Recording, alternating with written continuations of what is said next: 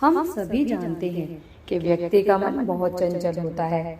यही कारण है कि मन अशांत रहता है और कई तरह के सवालों को जन्म भी अशांत मन के कारण ही होता है। यदि आप जीवन में शांति चाहते हैं तो इसके लिए जरूरी है कि मन को शांत करना। लेकिन मन को शांत कैसे किया जाए? गौतम बुद्ध से जुड़ी इस कहानी के माध्यम से आप जान सकेंगे कि मन को शांत करने के क्या तरीका है। इसमें भगवान बुद्ध द्वारा मन को शांत करने के आयामों के बारे में बताया गया है। जानते हैं उस कहानी के बारे में जिससे आपका जीवन बदल जाएगा। एक बार एक लड़का गौतम बुद्ध के पास जाकर कहता है, मेरे जीवन में बहुत अशांति है, कृपा करके आप मेरा मार्गदर्शन कीजिए जिससे कि मैं इस अशांति से छुटकारा पा सकूं। गौतम बुद्ध लड़के से जीवन की अशांति का कारण पूछते हैं। लड़का उत्तर देता है, अत्यधिक विचारों के कारण मेरे भीतर बहुत सारे विचार आते हैं जिससे मेरा मन अशांत रहता है।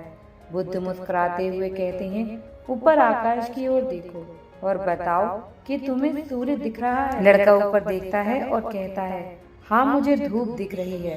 बुद्ध उससे पूछते हैं कि अगर तुम लगातार धूप में खड़े रहोगे तब क्या होगा?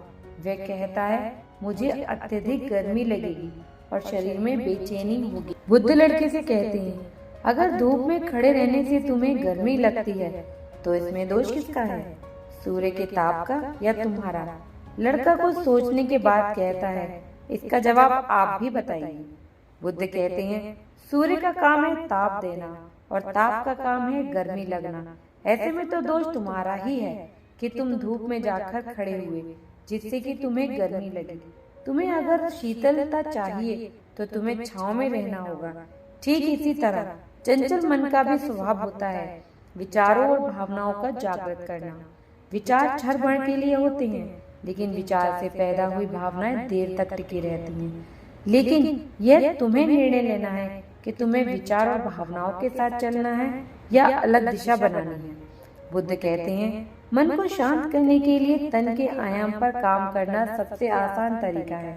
शरीर के स्तर पर हमारी कामेंद्रियां और ज्ञानेंद्रियां हैं। कर्मेंद्रियां कर्म और ज्ञानेंद्रियां ज्ञान से जुड़ी हैं। इससे हम अपनी संवेदनशीलता को बढ़ा सकते हैं, यानी हम जो भी काम करें उसे आनंद के साथ करें। मन के आयाम से हटकर तन के आयाम पर जाने से ही तुम्हारा चित्त शांत होगा। ऐसा करने से तुम मन के आयाम से हटकर शरीर के आयाम पर आ जाओगे।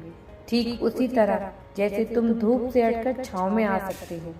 मन के आयाम से हटने पर तुम्हारी जागरूकता तन पर आ जाएगी। जब तुम तन के आयाम पर काम करोगे तब तुम्हारा चित्त शांत होगा। इसलिए हर काम को तन के आयाम पर करने से मन स्वतः शांत हो जाता है। लड़का बुद्ध से कहता है, अपने भीतर के सुर को कैसे सुने? बुद्ध कहते हैं, किसी शांत स्थान पर रहकर जहाँ शांति हो तब अपनी आंखें बंद करो और मन के भीतर चल रहे शोर से हटकर भीतर के सुर को सुनने की कोशिश करो। सुर निरंतर चलता रहता है, लेकिन बाहर के शोर के कारण तुम अपने मन के भीतर चल रहे सुर को नहीं सुन पाते। जब तुम अपने दोनों कानों को अपने हाथों से बंद कर दोगे तभी मन के सुर को सुन पाओगे। इस तरह तुम मन की अशांति से दूर हो जाओगे और तुम्हारा मन शांत हो जाएगा। दोस्तों, बुद्ध की ये कहानी आपको यह बताती है कि आप अपने मन को शांत कैसे कर सकते हो और शांत मन बड़ी से बड़ी सफलता पा लेता है। इसी तरह आप प्रयास करते रहिए और सफलता पाते रहिए।